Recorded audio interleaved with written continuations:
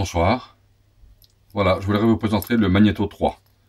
Magneto 3 qui m'a été envoyé en prêt par Steam & Vap. Je vous mettrai les liens sous la vidéo, bien entendu. Donc, on va regarder un petit peu le packaging. Voilà, cette boîte, cette contre-boîte, surboîte comme on dirait, avec la description du Magneto 3, la qualité de finition, donc stainless steel, pardon, donc de l'acier. Les produits, les paramètres du produit, donc 22 mm de diamètre, 73 mm de hauteur, le poids 93 grammes en stainless steel. Le reste, donc c'est possible d'appliquer, de mettre dedans des batteries de 350, 18500, 18850, puisque c'est un mode extensible. Il est possible, il est préparé pour les modes, on monte des atomiseurs en 510, c'est beaucoup plus facile que de le traduire. Et le reste, voilà, on va le laisser comme ça. Je suis pas bilingue, malheureusement. Donc très joli packaging, je trouve, sympa. La photo est très belle. Une boîte où on retrouve le nom de Smoke dessus. Et le Magneto 3 dans sa box. Donc on va sortir le Magneto. Voilà. Donc si on soulève, on s'aperçoit qu'il y a un double fond. Avec des sachets de déshydratant. Et un manuel de l'utilisateur, on va dire, avec les spécifications du mode, le pôle positif, le pôle négatif, le sens de rotation, l'air roll, la batterie. On va voir tout ça en détail de toute façon, on est là pour ça.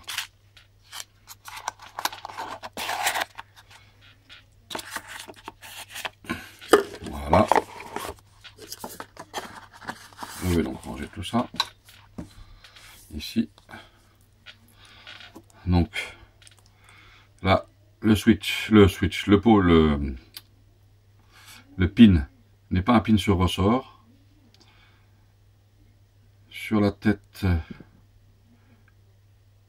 on voit donc c'est désigné par Smoke, le numéro de modèle, le logo de recyclage, le logo des normes, normatif, on va dire, communauté européenne, mais enfin bon, je ne pense pas qu'il le soit, parce que la norme n'existe pas encore pour ce type de matériel, mais peut-être pour les composants. Ensuite, la tête du switch, donc sur le...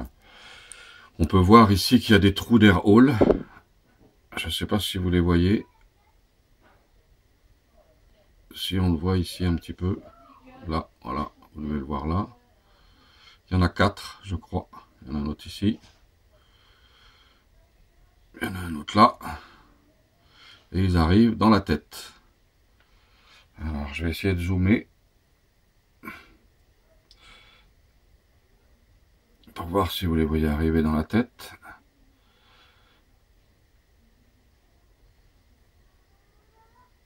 Voilà, on en voit un là, on en voit un autre là, on en voit un autre ici.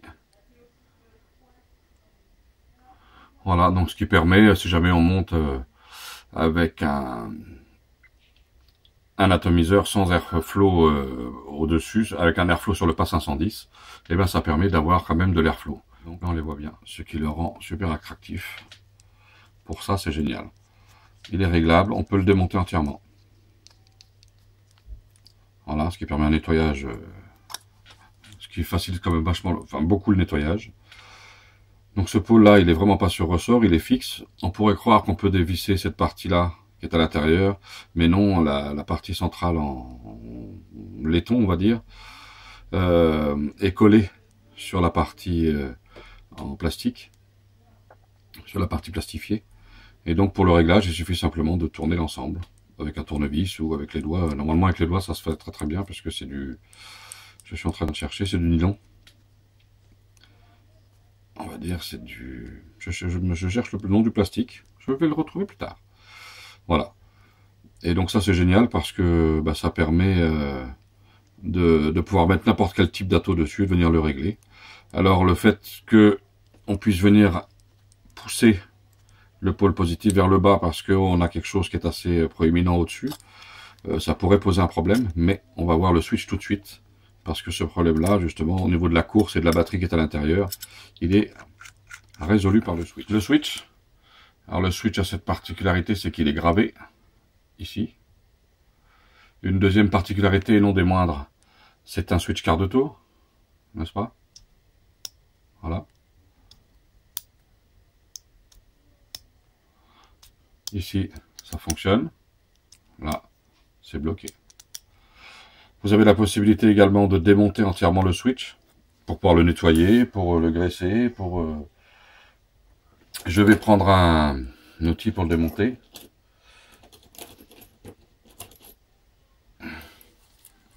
Voilà. Vous mettez un outil ici. Il n'y a aucun souci, rien ne saute. Puisque l'aimant est prisonnier cette fois-ci, ce qui est un gros plus quand même. Voilà, donc moi je pensais au départ qu'on pouvait peut-être régler le switch avec cette bague là, parce qu'on voit un filet dessus, mais elle est collée. Donc on peut pas le régler. Mais après j'ai compris que c'était pas la peine de le régler, puisque c'est la batterie qui va venir faire sa propre tension en fonction de sa longueur. Et donc c'est pas plus mal. C'est même très très bien. La course est assez courte.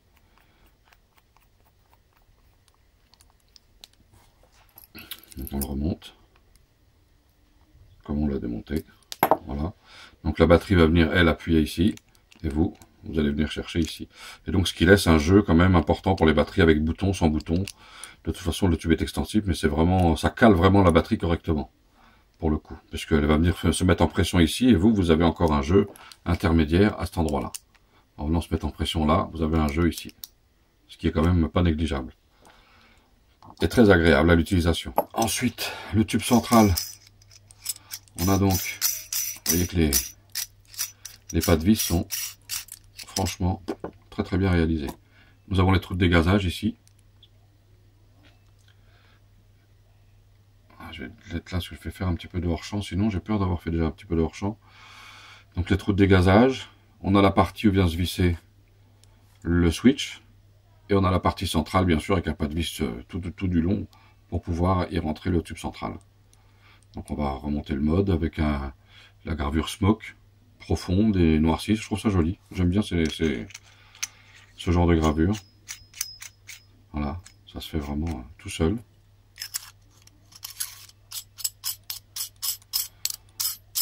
On va le monter en 350, par exemple. Hop. Vous avez vu que les pas de vis, c'est vraiment extra, quoi. Hein. Surtout sans graisse, sans rien. Ils ont fait vraiment de très très gros progrès sur la qualité de leur travail. Voilà. Alors, il y a un petit truc qui est vraiment sympa avec celui-ci. C'est la façon dont ils ont dépositionné les aimants sur le switch. Puisque si on veut mettre un accu, le mieux c'est de le passer par en bas. Ça évite de démonter toute la tête, etc. Ça aussi, ça a été repensé. Et du coup, ben, vous prenez votre switch, votre accu, vous le mettez dessus. Vous l'enfilez dedans. Et voilà. Bon, moi j'ai des accus avec téton. Et là, j'ai pas dû régler la tête. J'ai pas dû resserrer ma tête entièrement. Donc je vais la resserrer. Voilà.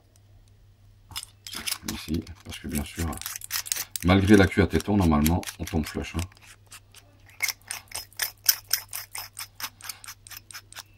Voilà. Donc c'est vraiment minuscule. C'est pas grand du tout. Hein. Il va faire 73 mm, c'est vraiment extra.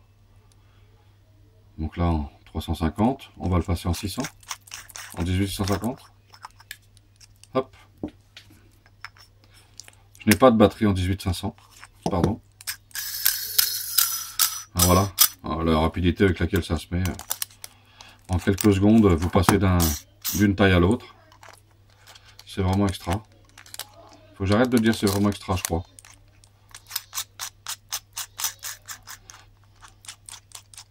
Hop.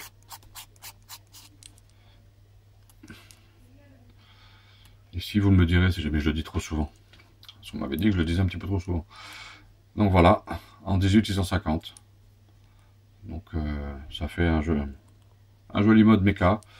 Donc avec un switch sur aimant, un pôle positif, un pin positif, pardon, un pin central qui n'est pas sur ressort, qui est fixe mais mobile à la fois puisqu'on peut le régler. Donc ça c'est très très bien. Je vais monter un atomiseur dessus pour que vous voyez un petit peu ce que ça donne. Je vais sortir mon accu, je vais repasser en 18-350.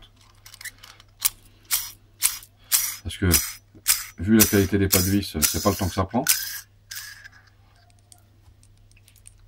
Hop. Ça franchement c'est sympa.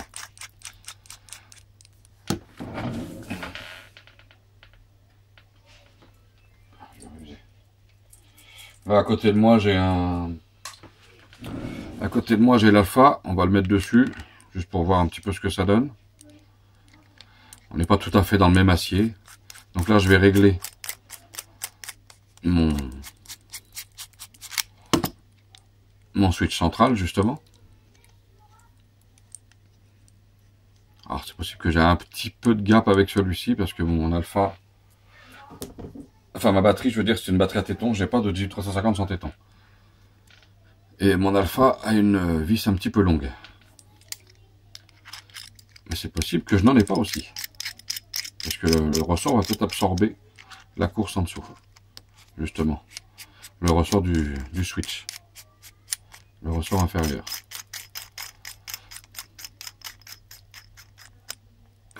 Hop.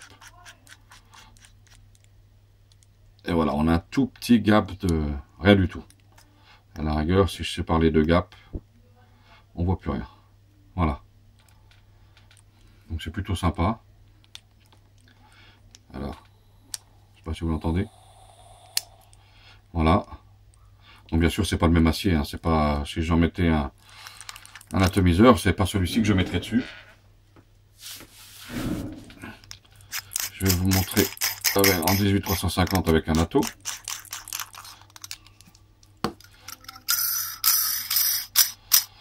Voilà, je suis en 18650, pardon, et non pas 350, je viens de le faire. Voilà. Ici. Je vais le mettre avec plus ce type d'ato avec lequel je le réserverai d'ailleurs.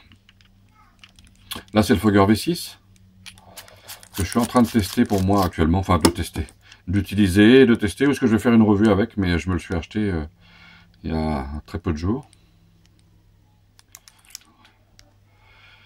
Voilà, donc le petit Fogger V6 dessus, pour vous donner un petit peu ce que ça donne, pour vous montrer un petit peu ce que ça donne. Voilà. Donc le Fogger V6 c'est pareil, c'est pas le plus petit des atomiseurs, mais au niveau de l'acier c'est le même acier. Donc le voilà en 18650. Donc voilà, on va repasser en plan large, je vais vous montrer comment ça va. Moi je vais le laisser là-dessus. D'ailleurs pour faire la démonstration. Voilà, je vous montre de suite comment ça va. Donc nous voici en plan large. Alors, pour vous parler un petit peu, de vous décrire les points positifs et les points négatifs de ce mode. Alors les points positifs, il y en a plusieurs. Je dirais qu'il y a le pin central qui lui est réglable, fixe et réglable. Donc fixe c'est-à-dire sans ressort et réglable. Donc ça c'est un point positif quand on fait du subaume. Ceux qui font pas de subaume, bien sûr, c'est pas forcément quelque chose qu'ils vont rechercher. Mais pour ceux qui font du subaume, c'est bien. Donc ça en fait un mode pour le coup qui est, on va dire, multifonction. Ensuite, les air holes qu'ils ont mis sur la tête du switch. Donc les air holes, la tête du switch, pardon, la tête du mode, qui permettent de vapoter, par exemple, sur des atomiseurs, enfin des clearomiseurs type Kanger, le ProTank, le mini ProTank. L'airflow est vraiment bien distribué parce que moi j'ai fait des essais avec mes anciens ProTank et franchement ça passe bien. Ensuite, il y a aussi les gravures. Les gravures qui sont profondes et remplies de noir. Donc après on aime, on n'aime pas ce type de gravure, ainsi que sur le switch. Moi personnellement j'aime bien, c'est le genre de choses que j'apprécie beaucoup. Le switch quart de tour, ça c'est vraiment plutôt top. La possibilité aussi, enfin la possibilité, le fait que le mode, une fois qu'il est en partie extensible, ne bouge plus du tout. Donc ça c'est bien parce que par rapport à son cousin, le Galileo, lui était flottant, celui-ci franchement il ne bouge plus du tout, il s'est rigidifié. Donc je pense que c'est grâce à l'aimant et son jeu de rattrapage qui est en dessous. Qu'est-ce qu'il y a d'autre? Le fait que l'on peut utiliser soit de façon discrète, c'est-à-dire en 18-350, soit de façon avec de l'autonomie en 18-650 ou en 18-500. Il y a aussi, comment dirais-je, la possibilité de changer ses accus très rapidement en le sortant par le dessous et en le remontant. Ça, par exemple, dans le Galileo, c'était impossible. Je ne sais pas si vous vous en souvenez, pour ceux qui le connaissaient déjà avant. Le Galileo, il avait une partie intermédiaire entre le switch et l'accu qui bloquait l'accu à un certain niveau, donc on ne pouvait pas le sortir par là, il fallait vraiment dévisser, revisser. Là, ça se fait en quelques secondes, le changement d'accu. On règle, c'est terminé, ça bouge plus. C'est vraiment top. Il a une très bonne conductivité. Ça, c'est bien. Et les trous des vents sont, à mon avis, suffisants pour au cas où il y aurait un dégazage de batterie. C'est une bonne sécurité. Ensuite, la qualité de finition des pas de vis, ça c'est quelque chose d'important. Et franchement, ils ont fait un effort parce que, comment dirais-je, les pas de vis sont vraiment impeccables, ça se couche pas. Et là, ils sont pas graissés du tout. Donc, franchement, ça file, c'est impressionnant. Ils glissent bien. C'est vraiment, ils ont fait de très gros progrès là-dessus. Donc, le switch quart de tour, j'en ai parlé. Après, un point négatif peut-être que je vais aborder avec vous, mais pour moi, c'est pas un point négatif. C'est, vous savez, la petite bague dont je vous ai parlé tout à l'heure en gros plan, qui permettrait peut-être de sortir le switch et de le démonter. Mais je pense que cette bague-là, elle est réglée comme ça, elle a été collée là parce que ça permet justement de garder ce jeu de rattrapage quand on met une batterie dedans. Alors bien sûr, on pourrait dire oui, mais ça joue avec l'extension. Non, pas du tout. Cette partie en dessous permet vraiment de plaquer l'accu, enfin les filets, une fois que l'accu est à l'intérieur, permet de plaquer les filets les uns contre les autres. Et à mon avis, c'est ce qui rend cette partie complètement rigide. Vous n'avez pas de jeu au switch, donc ça c'est bien aussi. C'est un switch qui est très souple. Et voilà, donc je pense que oui, ce serait peut-être le seul point négatif, qui pour moi n'en est pas un, puisqu'on peut quand même enlever la partie nylon qui est sur le dessus, le nettoyer, on peut le graisser aussi. Enfin voilà, c'était peut-être la seule chose, parce qu'au départ je m'attendais à ce qu'on puisse le démonter, pour vraiment pouvoir régler l'axe central, et en fin de compte il n'y en a pas besoin, parce que le switch est hyper souple, comme c'est un switch sur aimant, c'est vraiment extra. Donc voilà, j'ai fait le plus et les moins. Les moins, malheureusement, je suis passé un petit peu vite parce qu'il n'y en a pas beaucoup. Mais les plus, il y en a beaucoup. Ils ont fait de gros progrès, Smok. Et c'est franchement pour nous un gros atout. Ensuite, oui, il a une bonne conductivité. Franchement, c'est... Je sais pas si vous l'entendez. Voilà, c'est extra. C'est un petit mode... c'est un petit mode très sympathique. Il me plaît beaucoup.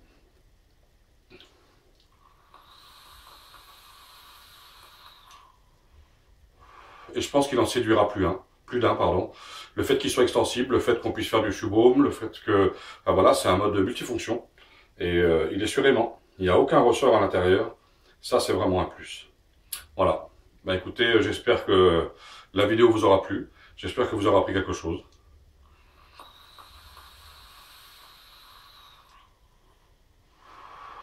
Bonne vape à tous.